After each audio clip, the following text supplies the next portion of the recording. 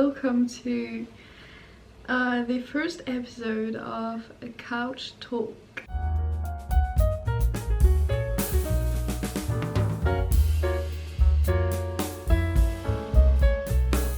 I was thinking about doing something where I could just sit down and talk, so this is exactly what I would do, sitting in my couch and do some episodes in which I will talk to you about my life, about certain topics. If you want me to talk about anything, just, you know, type it in the comments. I just thought it could be nice. I think we will talk about confidence. I mentioned in one of my videos that I was originally planning on filming a confidence video. I think it was in my spend a day with me video, and I was wearing the same exact hoodie which also don't think I'm like dirty or anything, it's been washed. Confidence is something we all struggle with. I personally struggle with it a lot. I really wanted to talk about that and give you tips. By the way, I'm not saying that I am like a master of confidence. I'm obviously not. I have my insecurities, I have my low self-esteem days. I'm not a pro at confidence. I wish though, I really wish. I will just give you some tips that I learned from my experience, and if that can help you in any way, it would make me honestly so happy. First things first, you better walk straight and proudly. I used to walk with my back arched, you know, like my shoulders were rounded ever since high school, because I was, I think, the only girl or one of the only girls that developed, you know, like boobs really rapidly, because puberty hit me really early, and I actually kept, you know, rounding my shoulders because of it up until a few months. It really boosts your confidence when you start walking straight, you know. Psychologically, you like stand up for yourself, you feel proud and see, you have to do that on your best days, when like you feel so confident that you could set the whole world on fire, when like you have your bombest outfit on. And you also have to do that on your worst days, when you feel like shit, when you have an outfit that does not reflect your personality at all.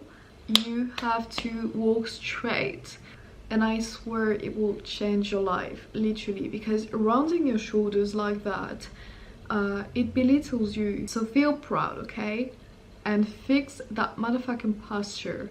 Tip number 2, don't ever underestimate your abilities. You actually know how to do a shit ton of stuff. You are talented in so many things, and even if at this right moment you don't know how to put it in words, you don't know how to title it in your resume, how to say I can do that out loud, you will be able to do so soon. Educate yourself on what you do best to be able to gain that vocabulary that you need to be able to describe what you do, and then articulate that in your careers, in your projects, in your life.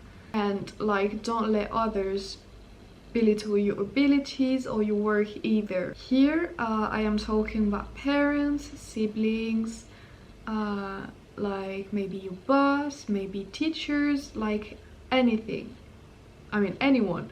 I personally grew up very insecure about my abilities and my capacities. I was always hiding my work, and I was very shy about it, especially in front of my friends, and even more in front of my family. But from my experience, I know that these people that tend to you know, belittle your work and make you feel like what you do is not enough or will never last, or you know, that you're too young or stuff like that. These people that spend their time degrading others and their work, we all know that they won't feel any better, you know, making us feel that way, but it just feeds their ego, simply. And that is exactly what you have to tell yourself every damn day. I trust myself, I believe in myself, I believe in what I do, I am doing an amazing job at what I do, and I am constantly evolving towards a better version of myself. I am confident in myself and in what I do. This is what you have to tell yourself, and this will for sure boost your self-confidence. Tip number 3. And if you actually don't know how to do something, fake it till you make it. That one is something that I have learned to apply business-wise, but it totally works in every sphere of your life. Like, let me tell you about this story. Beginning of the year, I was on these networking websites looking for people to collaborate with on some projects, like anything really. I just wanted work experience in the subjects that I loved. And one day I see a post of this woman who was looking for a co-founder. At first I saw all the responses she already got and I felt so discouraged. I was thinking that I wasn't going to make it. But I applied and I sent her an email and we scheduled a call. I was talking with confidence, even if in my head I was like, oh my gosh, she's totally going to see through my game. She's going to see that I have no experience, that I don't know a shit about what I'm talking about. And guess what? Now I am a co-founder of a business at only 19, and I never ever thought that I would be founding a business at this age, ever. Yeah, fake it till you make it and then educate yourself on the subject. Tip number 4.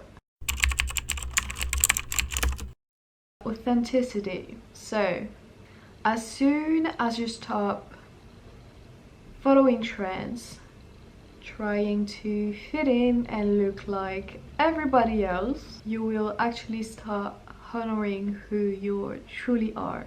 And what I mean by that is that firstly, you become way more creative because you explore the depth of your personality, fashion sense, etc. Like, for example, you will have to experiment how dressing that way makes you feel, how doing your makeup that way makes you feel. Like, you will experiment. And secondly, your frequency rises. What I mean is, when you are authentic, you are unique. Basically, you become the best version of yourself you can be, without any layer, without any like filter. Tip number 5, I guess it is, or maybe it's 6. You have to be self-reliant. Don't ever rely on others for the things that you could do yourself. You have to be everything for yourself. You have to be your best friend, your caretaker, your parent, your teacher, your gym partner. Like, you have to be everything for yourself, and that will teach you discipline, and ultimately that will help you build stronger relationships. So this will help you have healthier relationships, because if you don't need others to help you fill in some void, if you don't need them to fulfill anything for you, your relationships will only add value to your life. And that is the goal. About comparison, so it's a point I'm kind of hesitant to talk about, because I feel like it's really two-faced. On one hand, you've got all these people telling you you have to stop comparing yourself. That's true. Comparing is often the source of body dysmorphia, low self-esteem, etc, etc. You feel like you're not enough if you don't have what that person has. First of all, that's not true at all. If you needed to hear this, you are enough, okay? You're enough, more than enough, even. You are like perfect in every single way. And you too have things that others would die to have. And you will notice that you will like yourself a lot more as soon as you stop giving a fuck about what others have. You know, the grass isn't greener on the other side. But on another hand, comparison is, and I feel like this point here is a little bit controversial. I mean, comparison being beneficial is only my point of view and my opinion, alright? Everything I will say in this video is only my point of view and my own opinion. You are entitled to your opinion just like I am entitled to mine. You have to see comparison as a way to surpass yourself, always. Let me give you an example. If you see your #1 business competitor bring to the market a wonderful, innovative new tool, if you weren't comparing your business to theirs, you wouldn't feel the need to evolve and do better than them. That thing, to me, it applies to every aspect of your life. You have to use comparison as a positive lever in your life. I think we are done for this couch talk. I hope you really enjoyed it. I hope that you will be looking forward, just as I am, to more couch talk session. To be clear on that video, I am not 200% confident either, just as I said in the beginning of this video. I am still on my way to achieve full confidence, just as everyone is. And like, you won't be perfect right away. Nobody is. Surely that you won't ever be perfectly confident at all in the end. But the journey is what matters. And if it helps you grow along the way, then I am happy. I'm glad. Okay, love you. Bye.